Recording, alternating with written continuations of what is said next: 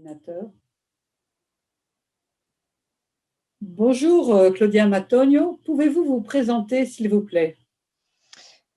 Bonjour, merci de m'avoir invité pour cette séance. Alors, voilà, je suis Claudia Matonio, je vis à Rome, je suis architecte, urbaniste, je suis professeure à une école d'ingénieurs de la Sapienza, l'Université de Rome. Et voilà, je suis aussi présidente d'une association de femmes qui s'appelle Donne Terremutate et qui a comme but celui de construire une maison de femmes à L'Aquila, une ville qui a été bouleversée par un tremblement de terre il y a très longtemps, en 2009. Voilà, alors donc je suis enseignante et je fais de la recherche comme toute universitaire.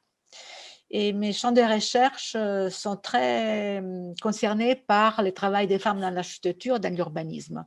Donc, je m'intéresse à la production de l'espace physique et social, disons, dans la programmation des espaces pour réaliser une ville qui soit inclusive. Et en ce moment, je travaille sur un projet de recherche qui vise les généalogies des genres dans l'architecture. Et disons, c'est un but que je poursuis depuis quelques années dans l'ambition de donner une contribution à écrire une nouvelle étape dans l'histoire de l'architecture. C'est très bien. Pouvez-vous nous dire à partir de quand on a pu inscrire dans les écoles d'architecture les femmes, et en Europe et ainsi que dans le monde? Alors, disons qu'entre la fin du 19e siècle et les premières décennies du 20e siècle, il y a eu beaucoup d'écoles qui ont ouvert, disons, les portes aux femmes. C'était des écoles d'architecture, c'était des écoles d'ingénieurs, mais il y a eu beaucoup de difficultés.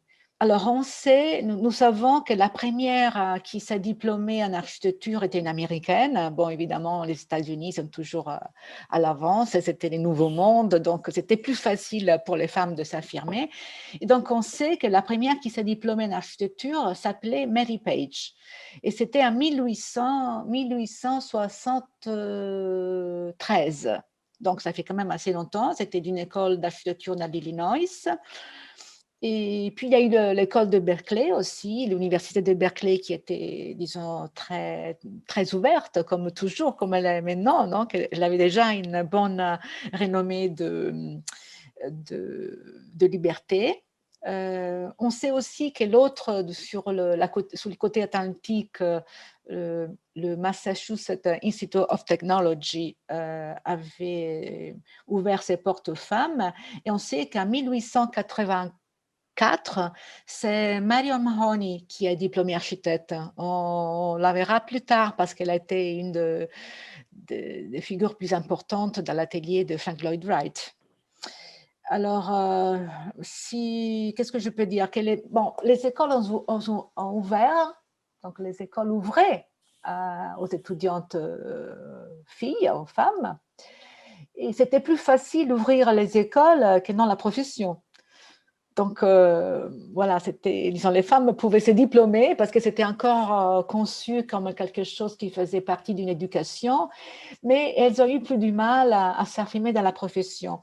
Alors, si vous pensez que, par exemple, la célèbre école du Bauhaus, hein, celle qui a été fondée par Walter Gropius et qui a été fondée en 1919 en Allemagne, eh bien, elle s'affichait comme une école très libérale, très ouverte, très, très contemporaine. Donc, elle était ouverte à tous, donc pas spécifiquement aux femmes, mais en disant tous, elle incluait les femmes. Eh bien, il y a eu tellement de femmes qui se sont inscrites en première année que Walter Gropius a eu beaucoup de peine et qu'est-ce qu'il a pensé? Il a pensé qu'il c'était mieux de faire une place à part pour les femmes, de les confiner dans un laboratoire, dans un atelier de tissage. Et alors, ces lieux bon, les tissages, c'était toujours une spécialité des femmes, donc c'était très féminin, ça dérangeait personne. Alors, c'était des endroits qui étaient à la fois des endroits d'autonomie, parce que les femmes avaient une place toute entière pour elles. Donc, c'était des endroits importants pour développer, enfin, de potentialités, pour faire des expérimentations. C'était vraiment des places importantes. Mais en même temps, c'était un territoire à part. Donc, les femmes étaient cantonnées dans un espace qui ne dérangeait pas les collègues masculins, enfin les collègues masculins. C'était toujours des endroits que les hommes ne voulaient pas. Donc, les femmes ont dû trouver sa place en perçant dans les endroits comme ça, dans les coulisses, pour s'afficher là où il n'y avait pas de concurrents, si vous voulez. Mais ça, c'était une limitation au début, mais en même temps, c'était après une grande force parce qu'elles ont su, bon, ces femmes, elles ont su retourner des choses qui étaient contre et se sont affirmées. Et voilà, on a connu beaucoup de pionnières comme ça. Et il y a une autre chose, si je peux ajouter, parce que la célèbre école de Harvard aussi, donc l'université de Harvard, eh bien, elle n'acceptait pas les femmes. Et du moment qu'il y avait beaucoup de pression, parce qu'il y avait beaucoup de femmes qui demandaient d'entrer dans les écoles d'architecture, alors elle a fondé en 1915 une école spéciale pour les femmes. C'était la Cambridge School of Architecture and Landscape Design for Women. Et ensuite, elle a pris le nom de Cambridge School of Domestic and Landscape Architecture. Et c'était une école universitaire qui a existé de 1915 à 1942, quand finalement la faculté, l'école d'architecture a ouvert ses portes aux femmes. Bon, ben voilà, on pourrait en parler pour longtemps, mais enfin, je pense qu'on n'a pas beaucoup de temps quand même. Vous avez aussi parlé dans votre texte des femmes qui étaient les ombres des hommes. Vous pouvez en citer quelques-uns, quelques-unes. Oui, alors, je vais dire, ces problèmes, alors, disons, les femmes ont eu beaucoup de difficultés à s'affirmer parce qu'il fallait lutter contre des préjugés, il fallait lutter contre surtout des collègues hein, qui s'inquiétaient d'avoir de la concurrence. Ce n'étaient pas les familles qui étaient des obstacles. On a remarqué avec des études que ces femmes, soit qu'elles s'inscrivaient en école d'ingénieur, soit qu'elles s'inscrivaient en école d'architecture, elles provenaient d'une famille déjà où il y avait des architectes ou des ingénieurs, où les parents les supportaient d'une certaine façon. Donc, elles ont eu l'encouragement de la famille. Mais par contre, elles ont eu beaucoup de mal avec le côté professionnel parce que, disons, les hommes étaient jaloux de pouvoir limiter ces champs d'application. Et donc, très souvent, ben, voilà, il y en a eu il y a eu beaucoup de femmes, surtout dans le XXe siècle, hein, pas maintenant, heureusement, qui sont connues par les noms de leurs époux. Hein. Donc, on se souvient d'elles parce qu'elles étaient la femme d'Alvar Aalto, par exemple. Oui. Comme Aino Marcio. Hein. Elle a épousé Alvar Aalto en 1923. Elle a partagé tout à fait son travail. Ils ont fait plein de choses ensemble. Mais c'est lui qui a été récompensé en 1936 aux États-Unis avec un prix spécial pour l'exposition universelle de New York. Et bon, on en connaît plusieurs, mais on en parlera peut-être après. Disons, il y a certaines femmes, pourquoi on les connaît avec leurs époux? Parce que c'est évident, quand on étudie l'architecture, c'est un travail passionnant, ce sont des études assez longues, donc c'est très fréquent qu'on devienne couple, qu'on se marie ou pas, mais qu'on partage les études, les passions. L'architecture, c'est pas seulement un travail, c'est une passion, c'est une vie. Donc, c'est assez fréquent qu'il y a des couples dans l'architecture. Alors, on peut se souvenir de Ray et Charles Eames, hein, les Américains, ou les Anglais Ellison et Peter Smithson, ou les Finlandais Raili et Reima Pietila. Ou alors en Italie, ils ne s'étaient pas mariés, mais c'était un couple dans le travail, Franco Albini et Franca Helg. Et donc, il y en a plein. Il y en a plein de femmes qui ont disparu derrière l'homme plus important. Parfois, elles se mettaient un peu à l'arrière parce que c'était quand même dur de s'affirmer dans une agence. Même maintenant, hein, c'est difficile de partager la vie familiale et la vie d'une agence qui a des temps de travail qui sont très longs, très longs dans la journée. Donc, il faut toujours choisir pour une femme. Hein. Pour les hommes, ce n'est pas aussi évident. Et bien, donc, il y en a beaucoup. Par exemple, on connaît, j'avais parlé tout à l'heure de Mariam Mahoney, qui était une des premières à se diplômer à l'MIT. Eh bien, elle a travaillé pendant plus de 15 ans avec Frank Lloyd Wright. Elle était dans son agence quand il s'était enfoui en Europe pour des questions de dette et des questions de femmes. Donc, elle a tout supporté sur ses épaules, elle a tout dessiné et ce n'est que maintenant, depuis quelques années, qu'on connaît que tous les dessins qu'on connaît de Frank Lloyd Wright, tous les dessins des projets de maisons des prairies, eh bien, c'est elle qui les a dessinés.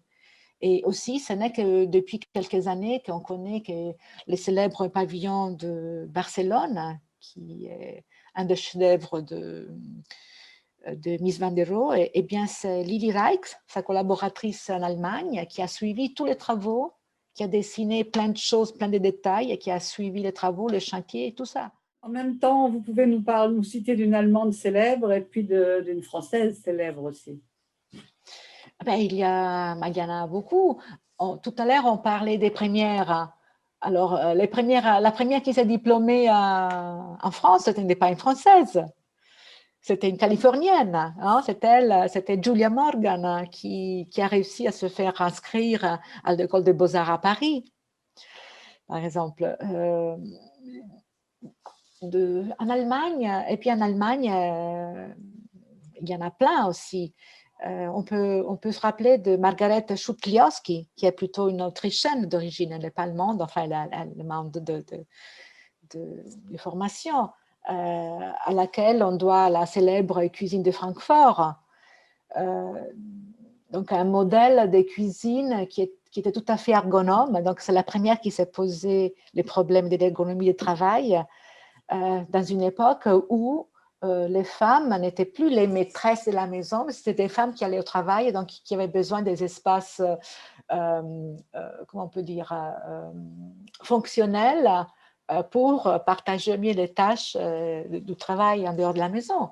Et il y a aussi une femme qui a beaucoup travaillé sur l'aménagement de la maison et des espaces pour les rendre plus rationnels, en même temps plus beaux. Eh bien, c'est Charlotte Perriand aussi, elle n'a jamais fait couple, hein, mais avec Le Corbusier, mais elle a travaillé dans l'agence de Le Corbusier et d'ailleurs, elle a eu du mal à se faire accepter. Mais Le Corbusier même a reconnu son grand talent et jusqu'à il y a une dizaine d'années, le meuble qu'ils ont dessiné ensemble, c'était connu par la chaise longue de Le Corbusier ou le fauteuil de Le Corbusier, alors que c'est Charlotte. Hein, Charlotte Perriand qui les a dessinés. Donc, on a toujours du mal à s'affirmer et on a toujours du mal à afficher son nom en premier. Mais de moins en moins, je vais dire, hein, parce que les jeunes générations ont beaucoup changé, heureusement. Ça, on parle des femmes qui ont vécu dans la première moitié du XXe siècle, quand même. On va aborder la question du prix. Donc, depuis 1979, seulement 5 femmes ont obtenu le prix Tzker, récompense prestigieuse, considérée comme l'équivalent du prix Nobel de l'architecture. Zaha Hadid en 2004, Kazuyo Shijima en 2010, Carmel Pignem en 2017 et Yvonne Farla et Sheila McMahon en 2020. Grafton Architects sont des Irlandaises qui ont été aussi honorées par le prix anglais et par l'équerre d'argent. Bon, donc 5 femmes depuis 1979, c'est très peu. À partir de quand les femmes ont vraiment émergé en architecture? Écoute, ça c'est un peu difficile, non, de répondre à cette question comme ça en très peu de temps. Et je préfère un peu formuler la question d'une manière différente. J'aimerais dire plutôt, depuis quand la presse, l'opinion publique, les institutions, les élus, l'académie, les architectes même, depuis quand on commençait à réaliser qu'il y avait plein de femmes, hein, qu'il y avait des femmes compétentes dans l'architecture. Donc, je pense que maintenant, il faut dire, comme on disait en 1968, il faut continuer les combats parce que ce n'est pas évident. Alors, il y a plein d'architectes dans le monde, d'architectes femmes, mais il faut toujours s'afficher comme architecte femme et pas seulement comme architecte. Bon, ça aussi, c'est un autre sujet à développer, hein. On pourrait en parler beaucoup. Alors, qu'est-ce que je peux dire? Je peux dire une chose, que d'abord, pour répondre à la question Pritzker-Price, il faut dire que les jurys sont formés par des hommes. Donc, bon, c'est assez facile de passer. Alors, il y en a seulement 5 parce que ce n'est pas évident et surtout parce que, comme Alvar Aalto en 1936, il y a eu aussi ces prix qui étaient décernés à Dennis Scott Brown. Voilà. Et alors, les jurys ont répondu que malheureusement, bon, les prix étaient décernés, on ne peut pas faire autrement. Bon. Qu'est-ce que je peux dire? Je peux citer quelques données. Hein. Oui. Il y a la revue Habitare qui, il y a 2 ans, a réalisé une étude qui avait comme titre l'ascension des femmes dans l'architecture, hein, la scalata delle donne nell'architettura. Bon, ça veut dire comment les femmes grimpent dans l'architecture. Alors, eh bien, il y a beaucoup de femmes. Hein, ils ont réalisé cette étude sur le total des inscrits aux ordres des architectes dans différents pays en Europe.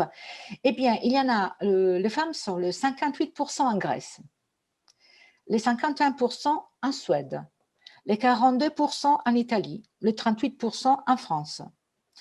La Grande-Bretagne et les États-Unis se placent beaucoup plus en bas, ils ont seulement le 25% de femmes architectes.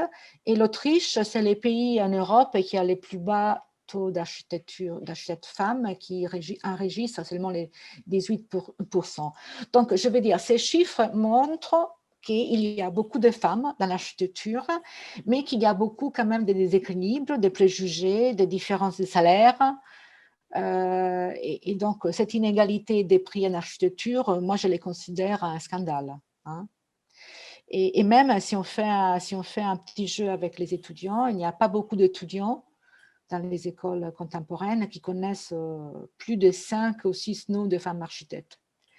Et je peux dire aussi qu'il y a beaucoup d'historiens qui continuent à penser qu'il n'y a pas de femmes dans les domaines de l'architecture qu'à partir de la deuxième moitié du 18e, non, du 20e siècle, donc très récemment. Et il est facile de constater. Hein, si vous allez sur Wikipédia, hein, bon, c'est très, très facile. Alors, si vous entrez sur Wikipédia France et vous tapez architecte du XXe siècle, alors il y a 200 entrées, hein, donc il y a 200 noms. Alors, en France, il y a seulement 27 femmes architectes. En Italie, sur 200 entrées, 200, il y en a 20. Donc, vous voyez, on n'est pas bien placé. Et alors qu'on sait qu'il y a beaucoup de femmes qui ont du talent et qui réalisent plein de choses. Donc voilà, il faut lutter contre ces scandales des prix. Pouvez-vous nous dire quelques mots sur les femmes architectes en Italie? Ah, ça fait du mal, ça. Hein, les Italiennes ont beaucoup de mal à s'affirmer. Parce qu'en Italie, c'est l'architecture même qui n'est pas reconnue, qui n'est pas valorisée. Je peux dire qu'il y a eu, après la Deuxième Guerre mondiale, il y a eu, pour les femmes, c'était une grande occasion, une grande opportunité d'entrer dans le monde de la profession. parce qu'il y a eu nombreux concours qui ont été lancés à cette époque pour la reconstruction. Et donc, c'était pour ces femmes une bonne opportunité, même si à l'époque, ce n'était pas très facile de s'installer. Hein. Mais il faut dire aussi que les écoles d'architecture n'avaient ouvert qu'en 1920. Hein, parce qu'avant, il n'y avait pas des écoles d'architecture, il n'y avait que des écoles d'ingénieurs. Donc, c'est pour ça qu'il y a plus de femmes ingénieurs dans l'histoire que non de femmes architectes. Et donc, à partir de 1920, les femmes s'inscrivent à l'architecture, mais elles ne sont pas très nombreuses. Donc, le nombre de femmes montent très doucement. Elles sont quelques-unes par an. Elles arrivent à être une dizaine. Elles arrivent même à être 15 dans les années 50. Donc il y a eu vraiment une place importante de femmes qui est après la réforme du 1968.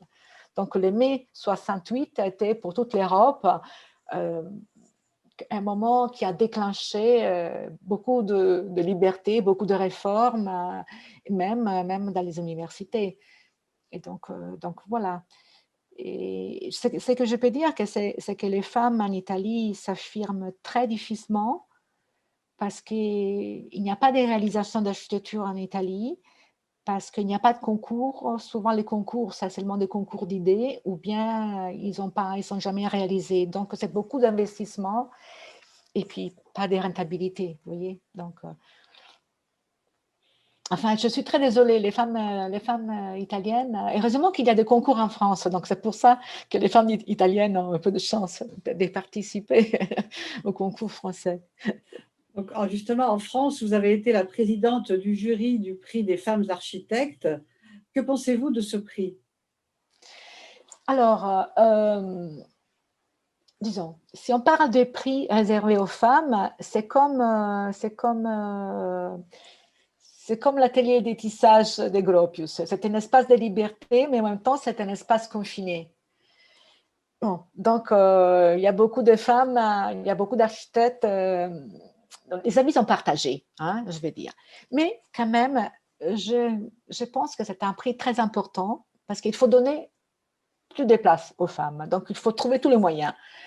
Et le fait que ce prix reçoive année après année une attention plus importante, beaucoup plus de femmes qui s'inscrivent, c'est un témoignage de quelque chose, d'un besoin qui est ressenti par les femmes mêmes. Donc voilà, donc le nombre de participants augmente chaque année. Et puis voilà, c'est un prix qui est parti sur la France, mais qui maintenant est ouvert aussi à l'Europe. Et ça, c'est un signe important, moi, je trouve, parce qu'il faut se penser, il faut réaliser qu'on a les États-Unis d'Europe. Hein. Il faut penser plus à ces termes. Je crois qu'on va gagner plus. Et voilà, donc j'ai été très frappée par ces prix, parce que j'avais été très frappée par donc la participation et pour l'éventail aussi des projets que ces femmes avaient présentés. Donc, il y avait des projets importants, mais il y avait des équipements publics, il y avait des écoles, il y avait des équipements de sport, il y avait des projets de logement, hein, des quartiers même de logement, pas des ensembles, hein, pas la petite maison. Il y a eu, qu'est-ce qu'il y a eu? Il y a eu beaucoup de projets qui prêtaient attention aux thématiques de l'écologie, donc des nouveaux matériaux, le bioclimatique, les constructions en bois, donc une attention à ce qui est un peu la question de l'environnement. Dernier point, pour finir, pour le 8 mars, nous proposons des améliorations et des préconisations pour les femmes architectes dans l'architecture. Je voudrais faire éclater les récits dominants de l'architecture, qui est masculin par une grande partie, qui a laissé les femmes trop souvent en marge de l'histoire de l'architecture. Alors, les livres d'histoire d'architecture joue un rôle très important dans la transmission de la culture, dans la formation, dans la diffusion des normes, dans la diffusion des valeurs, dans la diffusion des modèles. Eh bien, ce sont des moyens pour faire les relais entre les vieilles générations et les générations nouvelles. Alors, depuis des dizaines d'années, toute la pensée féministe et féminine a beaucoup travaillé sur la redécouverte des femmes, et il y a eu plusieurs études, des recherches qui ont mis en lumière l'importance des femmes comme critiques, comme créatrices, disons, comme protagonistes de la transformation de l'espace bâti. Mais les livres d'architecture, d'histoire d'architecture, ne se sont pas rendus compte. Elle continue à citer quelques-unes seulement. Hein. Parfois, Charlotte Perriand, elle est citée dans une note. Hein. Lina Bobardi, elle n'est même pas citée, alors que bon, elle est connue comme italienne et brésilienne, hein, et qu'elle a beaucoup travaillé. Alors, moi, je pense que mon propos pour le 8 mars, c'est d'inclure, de faire partager et de faire affirmer ces nouveaux regards sur les femmes qui sont de conceptrices et dans l'architecture, dans l'urbanisme, dans les designs. Et donc, je pense que notre nouvelle histoire, ce n'est pas history, ça doit être un her story. Donc, prendre en considération les femmes et écrire des nouveaux chapitres de cette histoire de l'architecture, c'est important. Voilà, ça c'est mon propos. Merci beaucoup.